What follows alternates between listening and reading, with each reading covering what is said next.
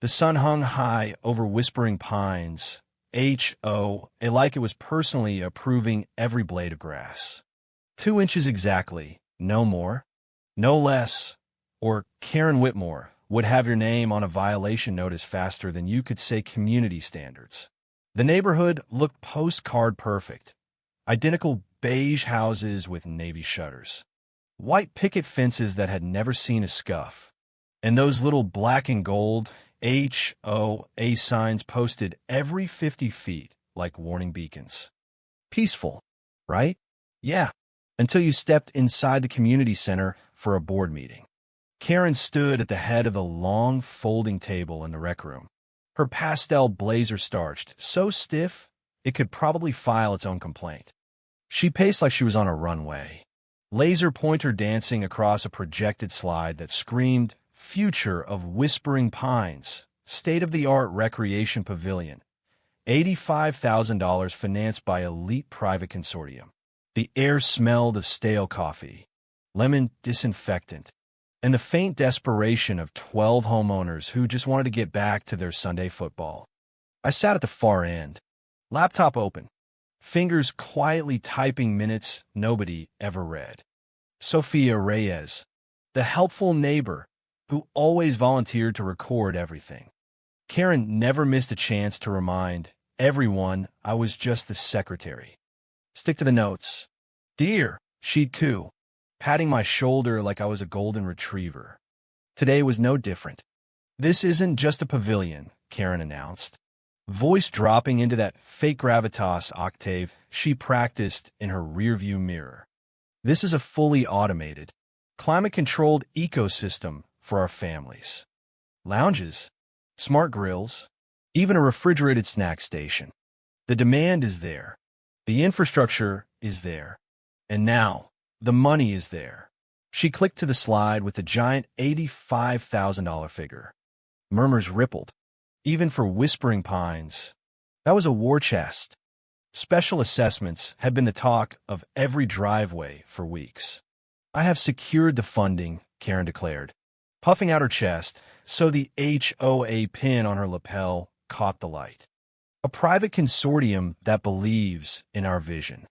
They believe in strong leadership, complete operational control while leveraging their capital. The terms are aggressive, yes, but the returns for our property values will be astronomical." Old Mr. Henderson, the longest-serving board member, nodded along, but his jaw twitched the way it did when he smelled bullshit. Mrs. Vance tapped her pen like a metronome, counting down to regret. Nobody spoke. In Whispering Pines, silence was the HOA's favorite currency. Question Karen, and you'd wake up to a fine for unsightly holiday lights 3 months early. I kept typing, but my spreadsheet wasn't minutes. It was the exact liquidity breakdown for the pavilion project, the one the consortium had wired 6 months ago. My fingers paused when Karen clicked to the timeline. "We break ground in 60 days. First tranche of $32,000 hits escrow next week to secure the land rights and pilings." I looked up. My voice stayed soft, almost apologetic. "Karen, quick question on the disbursement schedule. You mentioned the first tranche is $32,000. Were the exact conditions precedent regarding the environmental permits? If the county delays, which happens in 60% of these builds in our zone, does the consortium have the right to freeze the remaining $53,000 while holding a lien on the common area?" The room went graveyard quiet. Karen stopped mid-pace. The laser trembled on the screen like it was having a stroke. She stared down the table at me, annoyance flashing behind her perfect eyeliner. "Sophia," she said, checking her Apple Watch like my question was wasting oxygen. "What is it now?" I kept my tone neutral, pleasant even, just confirming the covenant language. "If the permits stall, are we exposed to a cash flow trap where we own the land but can't build?" Karen let out a short, sharp laugh, the kind people use when they're pretending something's funny instead of terrifying. She gestured at me with a laser pointer like I was a fly she wanted to swat. "This is exactly what I'm talking about. Everyone, Paralysis by analysis. Sophia here is used to her little neighborhood watch spreadsheets and reminding people about trash can lids. But this is real HOA leadership in the big leagues. You don't let hypothetical permit delays stop an $85,000 community upgrade. You push through. You leverage. You act. Heat rose in my neck, but my face stayed pleasant. I learned years ago that the most dangerous person in any room is rarely the one doing the talking. Karen thought I was the obedient secretary who baked cookies for the annual block party. She had no idea the $85,000 backing her vision had come straight from my private trust, structured through 3 shell vehicles so clean even the county auditor would call it old money. Mr.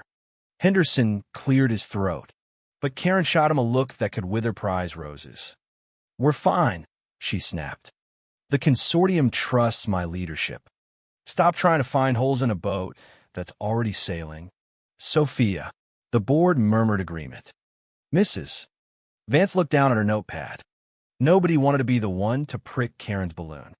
I nodded slowly, typed one more line into my hidden document, and hit send on the secure server. Phase 1 authorization. Proceed. "I apologize," I said, standing and smoothing my blouse. "I have a quick call I absolutely have to take.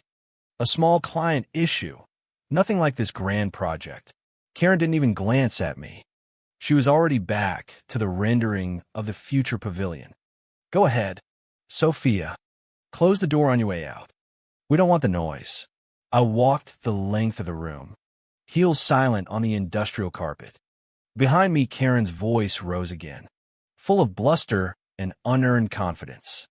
"The beauty of this deal is that the partners stay silent. They put up the cash, but I hold the steering wheel." I slipped into the hallway and pulled the door shut with a soft click. The corridor was cooler, quieter. My reflection in the glass trophy case showed the polite neighbor gone. In her place was the woman who owned the holding company that owned the private equity firm that had just promised Karen Whitmore $85,000. She thought she held the steering wheel. A small, cold smile touched my lips. She was about to learn a lesson about the big leagues of HOA politics. I stepped into the tiny break room, locked the door, and lowered the blinds. My hands were steady when I dialed Elliot Mercer, my investment director. He answered on the first ring. "Sophia. Board meeting today." "Correct. It is," I said.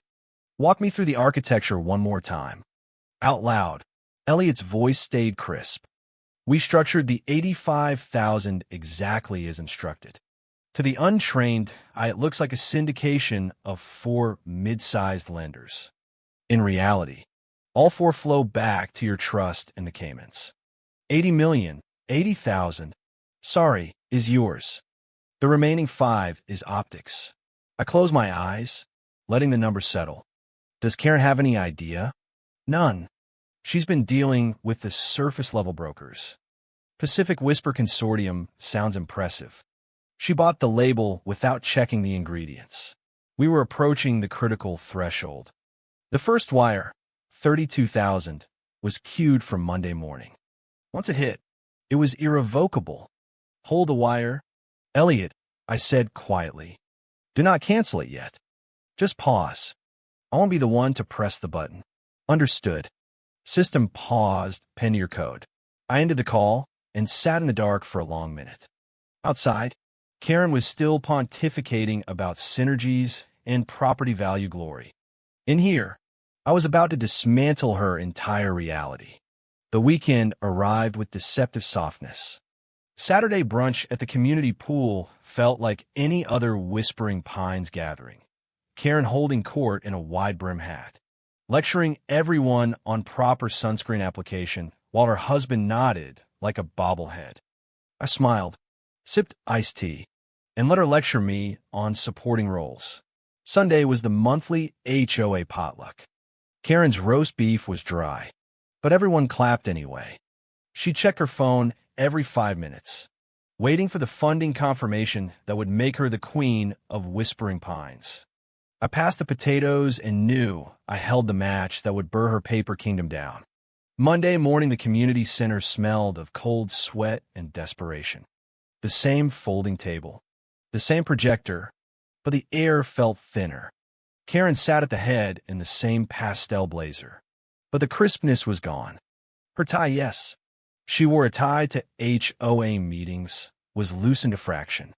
The treasurer, Renee Holloway, sat halfway down, pale but spine straight. In front of every board member lay the thick black dossier I had Renee courier to their homes last night. No one had opened them yet. They sat there like unexploded ordnance. Karen cleared her throat. We are facing a liquidity crisis. The county just emailed. They're declaring a breach on the pavilion land contract. They're demanding the $12,000 breakup fee immediately and threatening to freeze our common area assets. Her voice cracked on the last word. She looked straight at me. Sophia, you have caused catastrophic damage to this community and this board. You have acted with malice. You have sabotaged my initiative out of petty jealousy.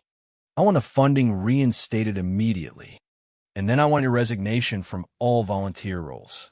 The room stayed silent. Mr. Henderson stared at his hands. Evelyn Grant, the only independent board member, watched me with clinical interest. Karen's husband shifted, hope flickering in his eyes that Mommy would bully the bank into reopening the tap. I didn't flinch. I simply pressed a key. The projector roared to life behind Karen. I'm not here as your secretary.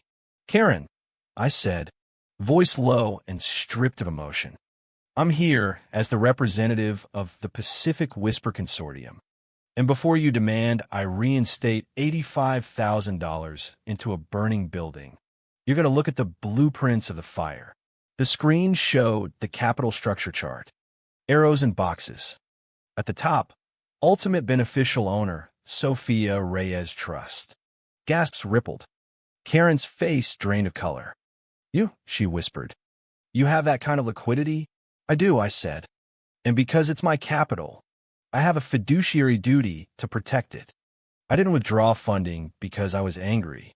I withdrew it because the borrower demonstrated gross negligence that violated every covenant. Karen slammed her hand on the table. I secured the deal. I had the vision. Open the dossier, I commanded. Tab 3. Slowly, they flipped. I mirrored the timeline on screen. Bank records. The $12,000 wire Karen had authorized from the HOA emergency reserve 2 weeks before the board vote. Money she claimed was just a bridge. Mr. Henderson's voice was a whisper. From the reserve? That requires dual signatures. It does, I said. But Karen coerced the assistant treasurer while Renee was on leave. She told him it was pre-authorized verbally. There is no paper trail. Karen's husband looked at her like she'd grown horns. You drained a reserve? It was a liquidity bridge. Karen shouted, face turning blotchy red. That's how you get things done in the big leagues. You float the cash. I clicked to the next slide. Pre-contracts. Another $5,000 in penalties if the project stalled. Total exposure, $12,000 already gone, plus the land deal collapsing. Because I knew the funding was coming, Karen insisted, standing now, pointing at me. I knew it was coming because I thought I was dealing with professionals, not a vindictive secretary who wants to steal my position. She looked around desperately for allies. Don't you see what she's doing? She trapped me. She waited until I was extended and then cut the rope. This is personal. The accusation hung there, the last card she had. Reduce it to a catfight so the board would feel I was the aggressor. I leaned back and let silence stretch for 5 painful seconds. Personal, I repeated softly. I looked at Renee. Renee, please read the document under tab 4. Renee cleared her throat. Her hand shook, but her voice was clear. This is an internal memo dated 2 weeks ago. Risk flags, pavilion build-out. Author, Renee Holloway. Treasurer. The handwritten note in the margin, in Karen's handwriting, says overthinking. Stop fear-mongering. Funding is locked. Thank you, I said. I turned back to Karen. I withdrew the money because you ignored the treasurer, because you bypassed legal counsel to expedite signatures, because you treated risk assessment as an annoyance instead of a requirement. That is not personal, Karen. That is a credit decision. Karen's eyes darted to the door like she was calculating escape routes. Evelyn Grant spoke for the first time. Karen, I have one question. Depending on your answer, I will decide how I vote on the motion to remove you as president. Did you know? Know what? Karen snapped. Did you have any idea that the person funding your $85,000 dream was the quiet secretary sitting at the other end of this table? Karen opened her mouth. She looked at the screen with my trust structure. She looked at me. She looked at the floor. I dealt with their brokers, she stammered. So you didn't know? Evelyn stated flatly. You negotiated the largest expenditure in this HOA's history, and you didn't know who the counterparty was. You didn't know who actually held the leash. The silence was heavier than before. Mr. Henderson finally spoke. This isn't a personality clash. This is gross incompetence. She signed contracts she couldn't pay for. She spent reserves she wasn't authorized to touch. And she vetted her investors so poorly she didn't realize she was negotiating with the woman who takes the minutes. Karen's husband reached for her arm, but she jerked away. The funding remains withdrawn. I said, unless the governance of this project changes immediately. I will not capitalize a venture led by someone who cannot read a balance sheet without a fixer. Karen's voice cracked. You can't do this. I am the president. You were, I corrected. The door opened with a bang. A man in a sharper suit than anyone in the room strode in. Silas Thorne, Karen's personal attorney she'd apparently hired at 6 a.m. He placed a hand on her shoulder like he was protecting a national monument. Not another word, he commanded. My client is suspending participation. Your actions constitute a breach of fiduciary duty to the homeowners. We are filing an injunction to prevent Ms. Reyes from exercising any voting rights. She is a hostile actor. Karen's eyes lit with fresh hope. Hostile actor, I repeated, voice flat. Interesting choice of words. It's accurate, Karen spat, emboldened. You waited until the money was queued and then pulled it. You wanted to watch me fail. That's sabotage. I tapped my keyboard. Before you file that injunction, Mr. Thorne, you might want to see Exhibit D. The screen changed to an email chain dated 3 months ago. From Karen to the county planning department. Highlighted, the draft is too thick. Simplify the language regarding material adverse change. Remove the requirement for quarterly independent audits. Do not copy our internal treasurer on the revision. Sterling, the HOA attorney, went white. She asked the county to remove the audit clause and explicitly instructed them not to copy the treasurer. It gets worse, Sterling muttered, flipping through the dossier. He pulled out a letter of assurance Karen had signed last Friday, under the title, Acting Executive Director with Plenary Power. That's fraud, Sterling said.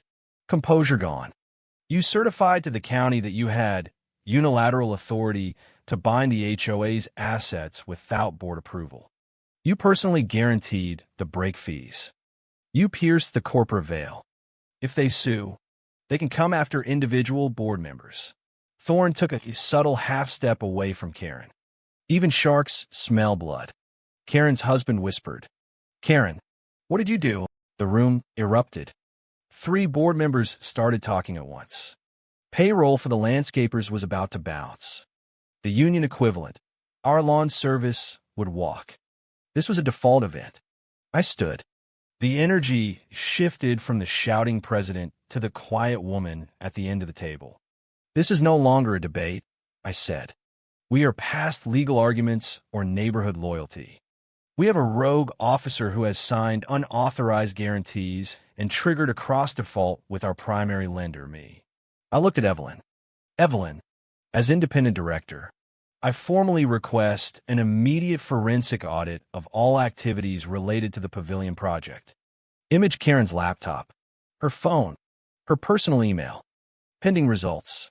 Karen Whitmore is placed on administrative leave effective immediately. Karen lunged for my laptop. You are not looking at my emails. Thorne grabbed her arm. Karen, stop. You're making it worse. She struggled, eyes wild. They can't see the correspondence. There are things in there that are contextual. Contextual? Evelyn asked, standing. She walked around the table until she was 5 feet from Karen. You just refused to provide the full chain. Now you're physically trying to stop us. What exactly did you promise the county to get those extensions? Karen stopped struggling. She was breathing hard. I promised them a guarantee, she choked out, that if the project wasn't operational in 12 months, we'd pay a retroactive penalty, 20% on the land value. $17,000.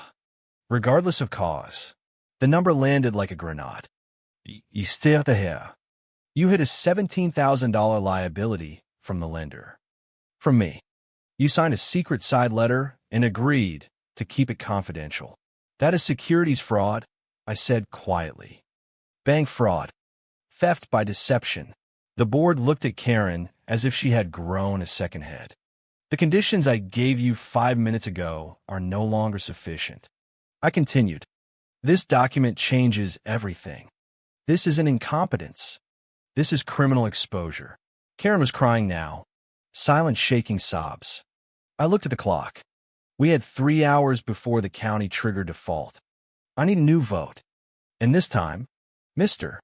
Henderson, you're going to raise your hand. The silence was absolute. Mr. Henderson, our de facto chairman, stood, hands flat on the table. We cannot rush this. Karen signed something she shouldn't have. I admit. But to remove her publicly in the middle of a crisis will destroy her reputation.